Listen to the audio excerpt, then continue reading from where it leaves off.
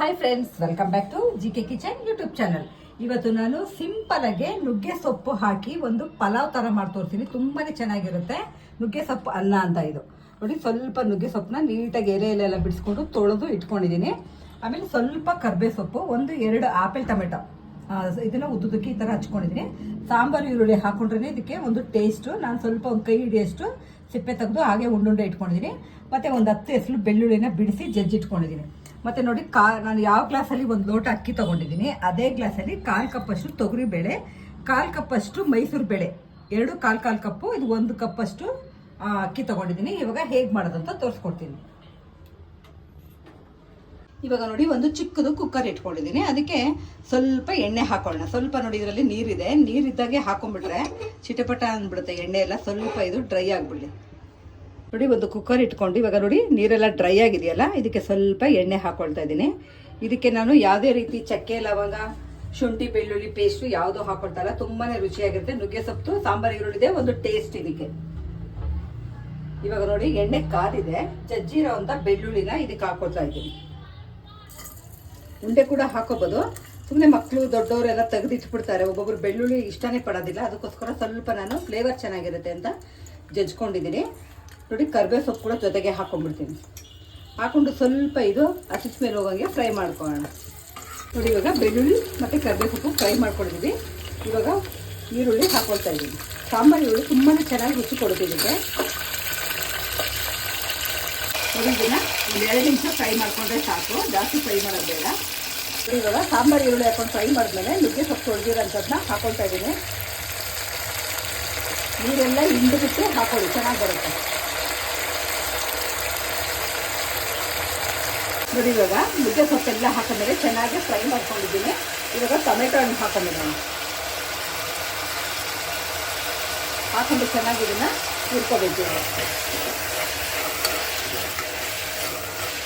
Tomato ಹಣ್ಣು ಹಾಕಿದ್ಮೇಲೆ ಇದಕ್ಕೆ ರುಚಿಗೆ ತಕ್ಕಷ್ಟು ನಾನು ಕಲ್ಲುಪ್ಪು ಹಾಕೊಳ್ತಾ ಇದ್ದೀನಿ. ನೋಡಿಕೊಂಡು ಹಾಕೋಬೋದು. ಎಕ್ಸ್ಟ್ರಾ ಜಾಸ್ತಿ ಹಾಕೊಂಡ್ಬಿಟ್ರೆ ಚೆನ್ನಾಗಿರಲ್ಲ.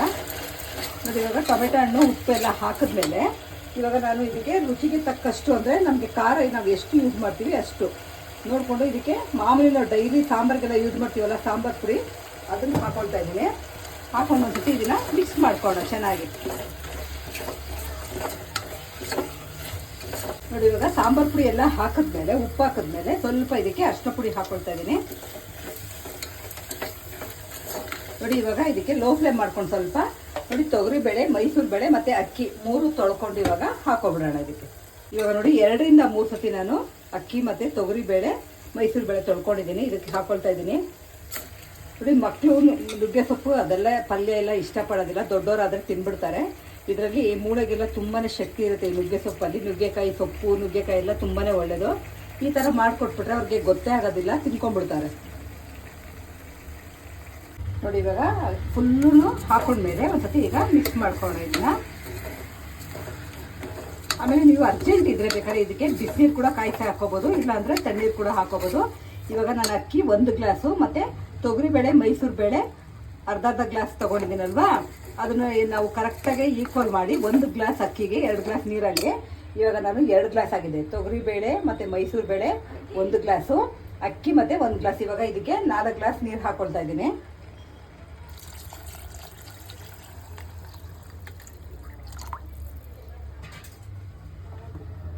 ಇವಾಗ ಇದನ್ನ ಚೆನ್ನಾಗಿ ಒಂದ್ಸತಿ ಮಿಕ್ಸ್ ಮಾಡಿ. ನಿಮಗೆ ಜಾಸ್ತಿ ಇವಾಗ ನೀವು ಖಾರ ಪೊಂಗಲೆಲ್ಲ ಮಾಡ್ಕೊಳ್ತೀರಲ್ಲ, ಹದ ಬೇಕು ಅಂದರೆ ಇನ್ನೊಂದು ಗ್ಲಾಸ್ ನೀರು ಎಕ್ಸ್ಟ್ರಾ ಹಾಕೋಬೋದು. ನೋಡಿ, ಅದಕ್ಕೆ ಮಾಡಿಕೊಂಡ್ರೆ ಕರೆಕ್ಟಾಗಿ ಬರುತ್ತೆ. ಇವಾಗ ಇದನ್ನ ಒಂದು 2 ವಿಷಲ್ ಕೂಗಿಸ್ಕೊಂಡ್ಬಿಡೋಣ. ಇವಾಗ ನೋಡಿ, ಇದನ್ನ 2 ವಿಷಲ್ ಕೂಗಿಸ್ಕೊಂಡಿದ್ದೀನಿ. ವಿಷಲ್ ಹೋಗಿದೆಯಾ ನೋಡ್ಬಿಟ್ಟು ಮೆತ್ತಗೆ ಇದನ್ನ ತಗೊಳ್ಳೋಣ. ಇವಾಗ ನೋಡಿ, ಎಷ್ಟು ಚೆನ್ನಾಗಿ ಕಲರ್ ಬಂದಿದೆ ಮತ್ತು ಟೇಸ್ಟ್ ಕೂಡ ತುಂಬಾ ಚೆನ್ನಾಗಿರುತ್ತೆ. ನೋಡ್ತಾನೆ ಹೇಳ್ಬೋದು ಇದು ಅಡುಗೆ ಚೆನ್ನಾಗಿ ಬಂದಿದೆ ಇಲ್ವ ಅಂತ. ನೋಡಿ, ಸ್ವಲ್ಪ ಈ ಥರ ಉಡುಡಿಯಾಗಿರೋ ಬದಲು ಮುದ್ದೆ ಥರ ಇದ್ದರೆ ಬಿಸಿ ಬಿಸಿ ತಿನ್ನೋಕ್ಕೆ ತುಂಬಾ ಚೆನ್ನಾಗಿರುತ್ತೆ. 1 ಟೈಮ್ಗೆ ಸಾಂಬಾರು ಮಾಡದೇ ಇದ್ದಾಗ ಚೆನ್ನಾಗಿರುತ್ತೆ. ಇವಾಗ ಇದಕ್ಕೆ ಸಣ್ಣದಾಗೊಂದು ಒಗ್ಗರಣೆ ಮಾಡ್ಕೊಳ್ಳೋಣ. ಒಂದು ಚಿಕ್ಕದು ಬಾಣಲೆ ಇಟ್ಕೊಂಡು ಒಗ್ಗರಣೆಗೆ 1-2 ಸ್ಪೂನ್ ಅಷ್ಟು ತುಪ್ಪ ಹಾಕೊಂಡಿದ್ದೀನಿ. ನಿಮಗೆ ತುಪ್ಪ ಇಷ್ಟ ಇಲ್ಲ ಅಂದರೆ ಎಣ್ಣೆ ಕೂಡ ಹಾಕೋಬೋದು. 2 ಸ್ಪೂನ್ ತುಪ್ಪ, 1 ಸ್ಪೂನ್ ಎಣ್ಣೆ ಹಾಕೊಳ್ತಾ ಇದ್ದೀನಿ. ತುಂಬಾ ತುಪ್ಪ ಹಾಕೊಂಡ್ಬಿಟ್ರೆ ಮಕ್ಕಕ್ಕೆ ಹೊಡೆದಂಗೆ ಆಗುತ್ತೆ, ಚೆನ್ನಾಗಿರೋದಿಲ್ಲ. ನೋಡಿ, ಇವಾಗ ಇದಕ್ಕೆ ಎಣ್ಣೆ ಕಾದಿದೆ ಮತ್ತು ತುಪ್ಪನೂ ಕೂಡ ಹಾಕೊಂಡಿದ್ದೀವಿ. ಇದಕ್ಕೆ ನೋಡಿ, ಸಾಸಿವೆ, ಕಡಲೆಬೇಳೆ, ಉದ್ದಿನಬೇಳೆ ಒಟ್ಟಿಗೆನೆ ಹಾಕೊಳ್ತಾ ಇದ್ದೀನಿ. 1 ಸ್ಪೂನ್ ಅಷ್ಟು ನಾನು ನೋಡಿ ಸಾಸಿವೆ ಸಿಡಿತಾ ಇದೆ, ಮತ್ತು ಕಡಲೆಬೇಳೆ ಉದ್ದಿನಬೇಳೆ ಕೂಡ ಫ್ರೈ ಆಗಿದೆ. ಇದಕ್ಕೆ ನಾನು ಒಂದೇ ಒಂದು ಬ್ಯಾಡಗಿ ಮೆಣಸಿನಕಾಯಿ ಖಾರಕ್ಕೆ ಹೆಂಗಿದ್ರು ಸಾಂಬಾರು ಪುಡಿ ಹಾಕೊಂಡಿದ್ದೀವಿ. ನಾವು ಸಾಂಬಾರು ಸ್ವಲ್ಪ ಖಾರ ತಿನ್ನೋದಿಲ್ಲ, ಅದಕ್ಕೆ ನೋಡಿ ಒಂದು ಖಾರದ ಮೆಣಸಿನ್ಕಾಯಿ, ಒಂದು ಬ್ಯಾಡಗಿ ಮೆಣಸಿನ್ಕಾಯಿ ಹಾಕೊಂಡಿದ್ದೀನಿ. ಕರಿಬೇವು ಆಲ್ರೆಡಿ ನಾವು ಆವಾಗಲೇ ಬೇಯಕ್ಕೂ ಹಾಕೊಂಡಿದ್ದೀವಿ, ಸ್ವಲ್ಪ ಹಾಕೊಳ್ತಾ ಇದ್ದೀವಿ. ನೋಡಿ ಇವಾಗ ತಣ್ಣಗಾಗಿದ ತಕ್ಷಣ ಒಗ್ಗರಣೆ ಆಫ್ ಮಾಡ್ಕೊಂಡು ಇವಾಗ ಅದ್ರ ಜೊತೆಗೆ ಹಾಕಿ ಮಿಕ್ಸ್ ಮಾಡೋಣ. ಇವಾಗ ನೋಡಿ ಸ್ವಲ್ಪ ತಣ್ಣಗಾಗಿದೆ ಒಗ್ಗರಣೆ ಮಾಡ್ಕೊಂಡಿರೋದು, ಇದ್ರ ಜೊತೆಗೆ ಹಾಕಿ ಮಿಕ್ಸ್ ಮಾಡ್ಕೊಳ್ಳೋಣ.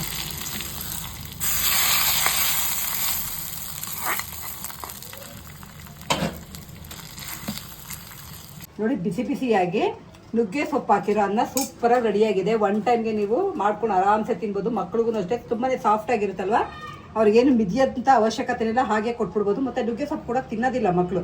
ಈ ಥರ ಮಾಡಿಕೊಟ್ರೆ ಅವ್ರಿಗೆ ಗೊತ್ತು ಕೂಡ ಆಗಲ್ಲ. ನೋಡಿ ಯಾರ್ಯಾರು ಫಸ್ಟ್ ಟೈಮ್ ವಿಡಿಯೋ ನೋಡ್ತಾ ಇದ್ದೀರಾ ಪ್ಲೀಸ್ ಸಬ್ಸ್ಕ್ರೈಬ್ ಮಾಡ್ಕೊಳ್ಳಿ. ನಿಮಗೂ ವಿಡಿಯೋ ಇಷ್ಟವಾದಲ್ಲಿ ಲೈಕ್ ಮಾಡಿ, ಶೇರ್ ಮಾಡಿ, ಸಬ್ಸ್ಕ್ರೈಬ್ ಮಾಡಿ, ಪಕ್ಕದಲ್ಲಿ ಇರೋ ಬೆಲ್ ಐಕನ್ನ ಕ್ಲಿಕ್ ಮಾಡಿ. Thank you.